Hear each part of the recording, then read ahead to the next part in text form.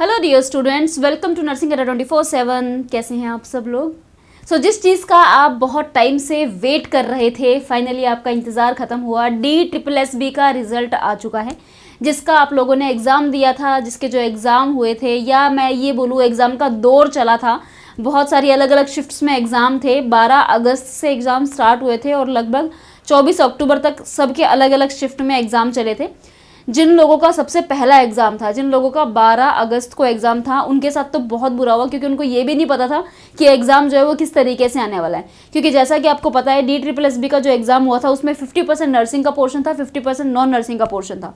और जैसे कि जिन लोगों का बाद में एग्ज़ाम हुआ, उनको ये पता था कि जब हम एग्ज़ाम देने जाएंगे और जैसे ही हम प्रोसीड करेंगे तो सबसे पहले नॉन नर्सिंग खुलेगी, और वो भी नॉन नर्सिंग की मैथ्स खुलेगी सबसे पहले। तो जिन बच्चों ने सबसे पहली शिफ्ट में एग्ज़ाम दिया, उनके साथ जैसे ही उन्होंने खोला और उनको तो एक शॉक ही लगा कि हैं, खुलते ही सीधा नॉन नर्सिंग, जिसमें पहले मैथ चल रही है, फिर रीजनिंग चल रही है, हिंदी चल रही है, इंग्लिश चल रही है, जीके चल रही है, और तब जाके नर्सिंग का पोर्शन खुला था। मतलब उनका सारा टाइम जो है वो नॉन नर्सिंग में ही चला गया था, जिसकी वजह से नर्सिंग के लिए तो टाइम ही नहीं बचा था। फिर जो बाद की शिफ्ट के स्टूडेंट्स थे, उनको पता था कि हाँ भाई ये होने वाला है, सो दे वर मेंटली प्रिपेयर्ड, और उन्होंने अपना प्रॉपर टाइम मैनेजमेंट करके आगे के बच्चों ने एग्ज़ाम दिया था। तो कुछ इस तरीके से जो है वो DSSB का एग्ज़ाम रहा था। तो इस वीडियो में हम लोग डिस्कस करेंगे कि पहली बात वैकेंसी कितनी थी, दूसरी बात कट ऑफ कितनी निकली है, कितने बच्चों को सेलेक्ट किया है, और आप कैसे चेक करेंगे आपका स्कोर क्या है, आपके कितने मार्क्स आए हैं, आप लोग सेलेक्टेड हैं या नहीं हैं, आप लोग शॉर्टलिस्ट हुए हैं या नहीं हुए हैं। ये सारी चीज़ें जो है हम इस वीडियो में डिस्कस करने वाले हैं। सो एंड तक बने रहिए और वीडियो को देखते रहिए। तो चलिए भाई स्टार्ट करते हैं। तो सबसे पहले हम बात करेंगे वैकेंसीज के बारे में। वैकेंसी कितनी थी, ठीक है, क्योंकि बहुत लंबा टाइम हो चुका है यार, याद भी नहीं है ना अब तो कितनी वैकेंसी निकली थी। तो पहले थोड़ा सा रिवाइंड करते हैं, थोड़ा सा पीछे जाते हैं और देखते हैं वैकेंसी कितनी थी। तो वैकेंसी जो थी भाई वो आपकी थी, अगर मैं बात करूं तो टोटल वैकेंसी जो थी वो थी 1507। ये टोटल वैकेंसीज थी, ठीक है, जिसमें से अगर कैटेगरी वाइज देखें तो UR की जो थी वैकेंसी वो थी 724, OBC की जो वैकेंसीज थी वो थी 445, SC की सीट थी 115, ST की थी 106 और EWS की थी 117। तो ये भाई नर्सिंग ऑफिसर की जो वैकेंसीज निकली थी कुछ इस प्रकार निकली थी। ये इतनी पोस्ट थी, ठीक है। अब जो इन्होंने कैंडिडेट सेलेक्ट किए हैं वो कितने सेलेक्ट किए हैं, पोस्ट तो थी ये, कैंडिडेट कितने सेलेक्ट किए। तो भाई इन पोस्ट के ऊपर इन्होंने UR कैटेगरी में कैंडिडेट सेलेक्ट किए हैं 1452, OBC के इन्होंने सेलेक्ट किए हैं 830, SC के इन्होंने सेलेक्ट किए 234 और ST के इन्होंने किए हैं 216 एंड EWS के 238। तो लगभग भी इन्होंने डबल कैंडिडेट सेलेक्ट किए हैं। डबल हो गया, 724 से सीधा 1452, तो डबल कैंडिडेट इन्होंने सेलेक्ट किए हैं। वैकेंसी थी ये, कैंडिडेट इन्होंने इतने शॉर्टलिस्ट किए हैं। और अकॉर्डिंग टू दीज कैंडिडेट, जो इन्होंने कैंडिडेट शॉर्टलिस्ट किए हैं, एक जो रेंज निकली कट ऑफ की कि भाई कट ऑफ कितनी रहेगी, जिसके ऊपर अगर आप लोगों के नंबर आए हैं तो आपका सिलेक्शन जो है वो हो सकता है। तो भाई कट ऑफ कुछ इस प्रकार है कि UR की भाई कट ऑफ होनी चाहिए 109.27, OBC की कट ऑफ इन्होंने निकाली है भाई सबसे कम 70.04, ठीक है। SC की कट ऑफ इन्होंने निकाली है 100.49, ST की कट ऑफ निकाली है 82.09 और EWS की निकाली है 96.74।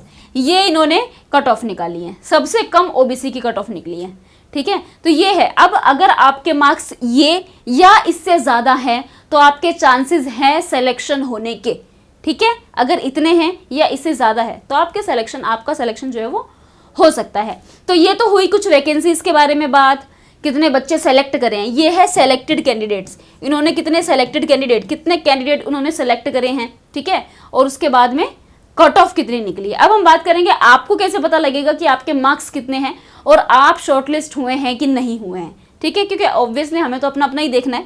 तो भाई देखो, अगर आपको देखना है तो सीधा सा तरीका है, आपको वही अपना गूगल पे जाओ, ठीक है, गूगल पे जाके DSSB लिख दो।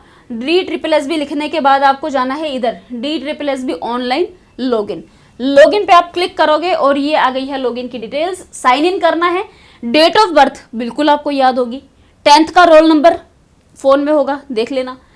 10th पासिंग ईयर, कौन से साल में आपने 10th पास करी थी, और फिर आता है भाई password.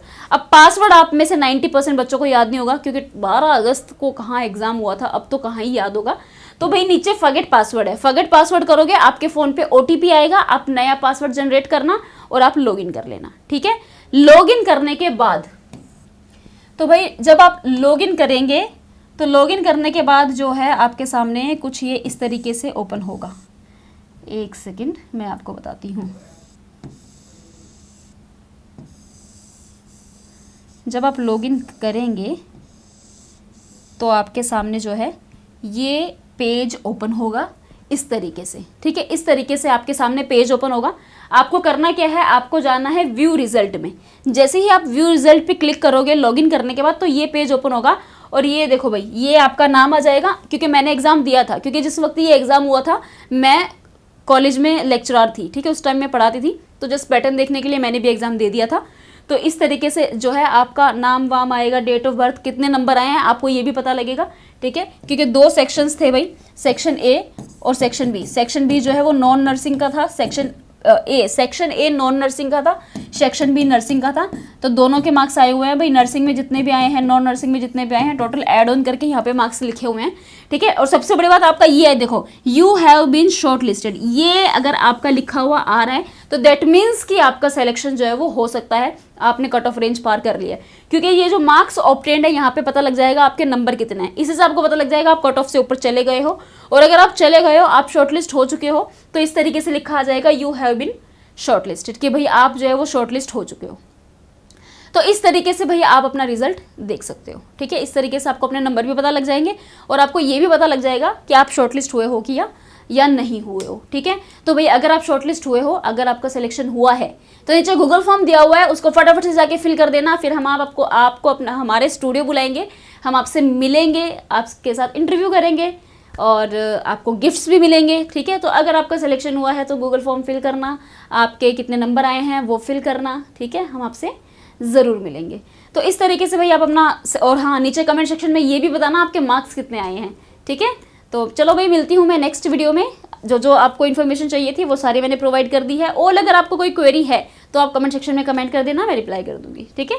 Okay guys, see you, take care, thank you and don't forget to subscribe Nursing Adda 24/7 for more such videos. Thank you.